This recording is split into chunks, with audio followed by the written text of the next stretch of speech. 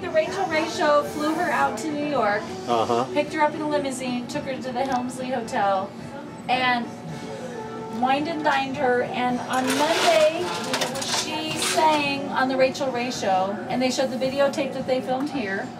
And she was in a contest on the Rachel Ray Show with a singing construction worker, a singing custodian, and Tamara Conrad from Lakewood, Colorado.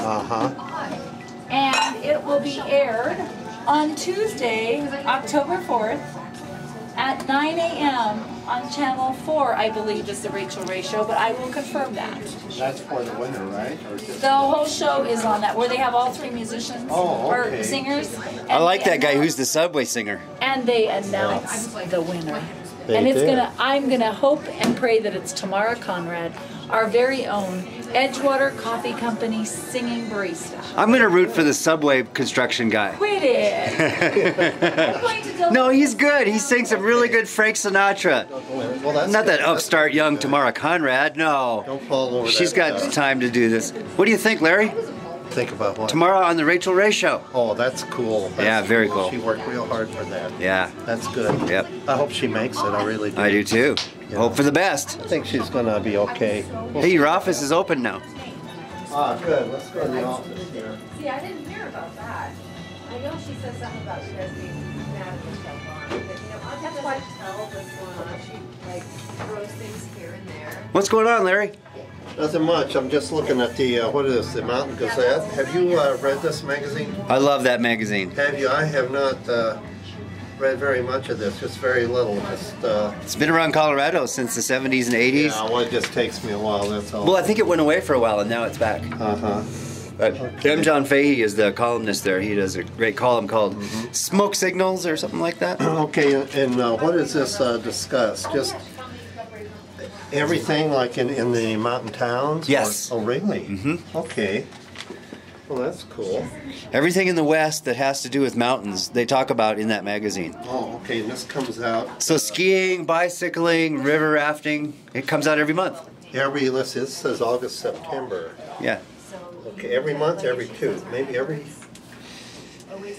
month you say? Every month, and I think there's a couple months they might skip. Yeah, see, this says August, September, maybe this. Yeah, so this is double. Maybe it comes out 10 times a year. Yeah, if I remember right. Yeah. Mountain Gazette. Read it. It's great. Read it. See what's happening. Why don't you read a random article from that, Larry? Read it myself. Yeah, read it. Let's read it out loud. Let's see what we got here. Oh, I don't want to read out loud. What if I misspell the word here? That'd be kind of like me being in grade school. There's no misspelled words in that magazine whatsoever. No, I'm talking about myself. Well, you're just reading it. You're not nobody would tell what the spelling is. Not the magazine. Read something from that. Like read M. John Fahey's column.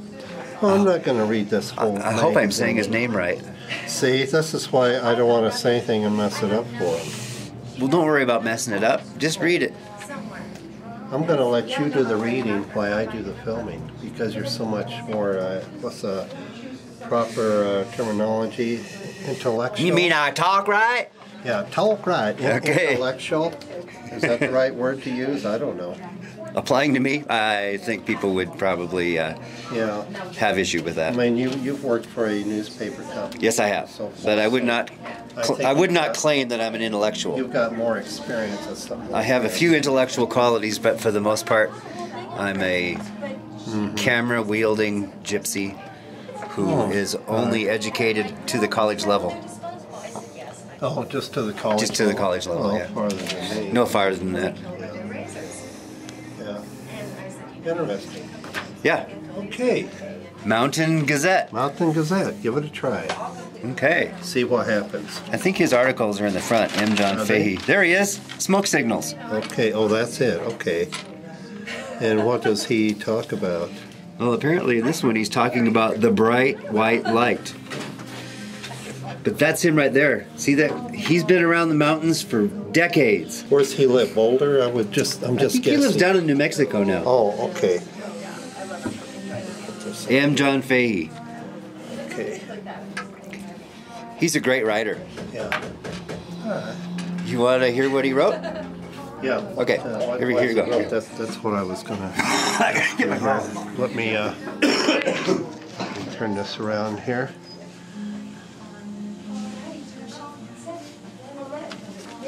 He'll be back in just a minute. Okay. What's that? Okay. There he is, the cameraman. Okay, the cameraman. Okay, M. John Fahey. Let me get up over here. We might as well do this. My granny glasses? Do this, right. Yeah, that's your special glasses. You know what I do with glasses like that? Duct tape. Oh, duct tape. I could put the other thing on there. Duct tape. Anyway, okay. We're reading from the Mountain Gazette. Mm-hmm. My favorite author from the Mountain Gazette, M. John Fahey. Okay, go ahead. I think he was buddies with, lots of famous writers. Yeah. Do you remember the famous writer that was from up in the Roaring Fork Valley? No, I don't. Hunter Thompson. Not familiar with Hunter this. S. Thompson, Uh-huh. to be particular. Okay. So, by M. John Fahey, Smoke Signals. A smoke signal is a form of optical communication used over long distances, developed both in the Americas and China. By covering a fire with a blanket and quickly removing it, a puff of smoke can be generated. With some training, the sizes, shapes, and timing of these puffs can be controlled. Puffs may be observed from long distances, apparent to anyone within visual range. There is no standardized code for smoke signals. The signals are often of a predetermined pattern discerned by sender and receiver. Because of this, smoke signals tend to only convey simple messages and are a limited form of communication. That's from Wikipedia. Okay, so the smoke signals, just like in the... that's the name of M. John Fahey's column. Just like in where the Indians used to send the smoke signals and so forth. And, but they said they also did that in China. Oh, they did. Now this I didn't know, because I thought mostly in my mind it was just from the Indians and so forth. Yeah. But apparently the Chinese do smoke signals too. So you learn something new every day. You know what we should do? We should go out in the street. Yeah.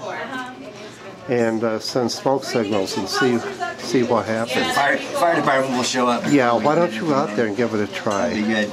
I get the light on this. Let me just read the first paragraph, okay? Okay, first paragraph, and then we'll go from there. The Bright White Light by M. John Fahey.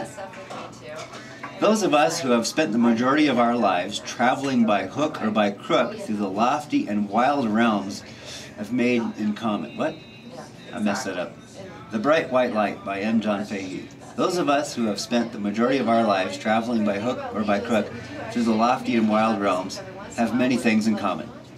We have all been directionally discombobulated. We have all been tired and hungry and bug-bit and blistered and grungy beyond belief. See, this is really about the mountain experience he's writing about. Yeah, I see that. And we have all faced both objective and subjective danger.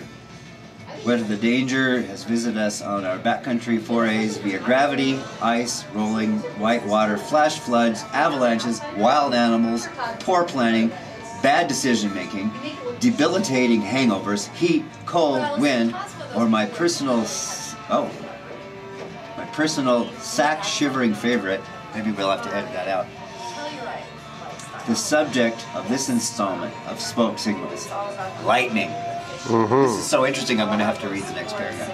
Okay.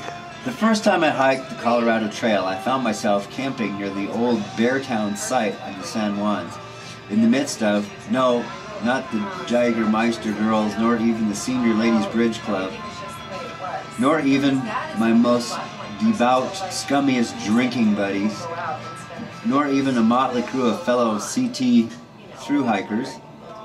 No, my life does not set up that way. When I found myself camping in the middle of was a large, boisterous Boy Scout troop that spent the entire late afternoon and evening doing one high decibel Boy Scout thing after another, reciting the Scout oath and law forever and ever, working earnestly on merit badge projects that required much in the way of hacking, chopping, and yelling, and trying several screaming tenderfeet to trees. Oh, that's crazy. After the Scouts finally, hallelujah, began to settle in for the night, I enjoyed the company of one of the Scoutmasters at a dilapidated picnic table.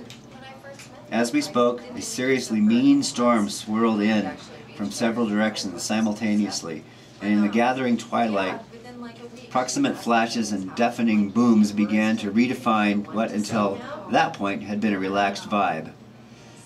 The boisterous Boy Scouts notwithstanding. The Scoutmaster, who had already told me he was a professor of meteorology, said especially he was, yes, lightning. He did not so much as flinch once. His calm demeanor was the main thing that prevented me from assuming a teeth-chattering fetal position under the picnic table. Isn't this good? Well, really? Anyway, that's a sample of Okay. M. John Fahey and Mountain Gazette. Mountain Gazette. Okay, a lot of good reading in this magazine. Yeah. Okay. Take this home and read it. Well, See, now you know how it's tiring to do that camera thing. well, when there's got to be a invention here of something you can have your arm with about a half round where it would hold here. I like that idea. See, it is. I just. It'd be kind of like a tripod for your elbow. Yeah, I mean, it would just kind of go on here and here, and then lean it against your body, like this. You could carve that, Larry. Well, I could. Make that, okay. I could. And then Elbow stand. I could Adjustable make, elbow stand. I could make, something here. It's half round here, and it would just hold like that, and it would. Your arm would get my shoulders. And that would be great because then you wouldn't get weary and the camera would be more steady. That's right, because the tendency of move around. But yeah, that's a good invention. It is. Hey, we could go to the top on that one and get a patent on that, and we'll call that the Larry Steady. Body tripod. Body tripod. Or something similar type name. I like that idea. The agonizing Steadicam. Except Steadicam's already been used. Yeah, that's a product. I'm sure someone else has got that idea. Yeah. But just a cradle for your elbow, I think, is a unique Larry idea. Yeah, it is. Something that would hold that. Because you were getting weary holding that camera, weren't you? Well, yeah, on my shoulder because I'm not used to it. I held it for 35 minutes when you were talking about Chuck the other day. 35 minutes? Uh-huh. Why couldn't you, of course, if you mount that camera, like say on a head or something, you can't see what you're filming. Well, I guess you could if you had another attachment. Maybe I should try that. I could put the camera on my head and then take the view screen and put that in my glasses and put it over there. That might work. I'm sure there's a better way to do this. I could just film you by moving my head. Yeah, put the camera up there, then have the view screen down in front. I like that. So many different ways to make this job easier. And another thing, if we were big time. Yeah, if we were big time, what's that? One of the big boys, you know. Big boys like who? You mean like? Oh, some of these recording studios and so forth, and probably they've got certain equipment that takes care of all. Oh yeah, they got the good equipment. But Larry, we can get better equipment if we start the Larry and Dale show. Well, just starting out the Larry and Dale's. Yeah, because we got to earn money to buy Gina a television for the coffee shop. Gina needs a television. Yes, so we could call it the agonizing afternoon with Larry and Dale. If we got Gina a television. Yeah. We wouldn't get any work done. She'd be watching TV. Well, we'd be watching TV too. Operas. Yeah, that's true. We get a DVR and just record all these great programs and everything. Yeah. Yeah, we could actually do some type of a movie or something like that. What kind of a movie do you want to do? I don't know. First we'll have to write one, then we can do a movie. I got mine so scratched up. Yeah? Did you have to get new ones? Yeah, I went to a dollar store. Reason I buy these glasses at a dollar store because I end up losing them or breaking them anyway. Me too. And I actually have one contact in my eye to see up close, monovision. And once in a while the little small words are hard for me to see if I get tired or so. You have a contact in your right eye right now? I sure do. And you use that for close-up work? Great for close-up, yeah. So that comes in handy with the carving? Yeah, well, I still use those little bitty bifocals sometimes on carving because after a while, eyes get tired and that. But this is handy. I can't tell you're wearing a contact there. No, if I got a different color contact, I bet you could tell. Oh yeah, we could get those red ones and you look like a vampire. Or a white eye or something. We could put some sparkle on your face and get a red contact and you'd be a sparkly vampire just like on television. A lot of reaction from people. Yeah. Hey, that would be it. Yeah, see. That would change you from pretend celebrity status to actual celebrity if you wanted to be a wood carving vampire. Right. You know, if I close my left eye, it's hard to see Gina and everybody out here because it's blurry. Because this is my close-up eye. Okay. Now, if I close my right eye, I can see Gina, but I cannot read anything. Now, this is intelligent. Yes. If I open both eyes, I can see pretty normal. So monovision is really a good way to go. Right. And with me, I would, when I first started, I would wear the contact a couple hours and then take it out, and then later on in the afternoon or next day I'd wear it a few more hours, and you train, they told me you train your brain. The brain got trained. You trained your brain. You can actually train my brain? No. I thought, wow, that's heavy. What you're telling me is you've trained your brain for monovision on either eye, right? Well, just... Which means that you could be a pirate real easily.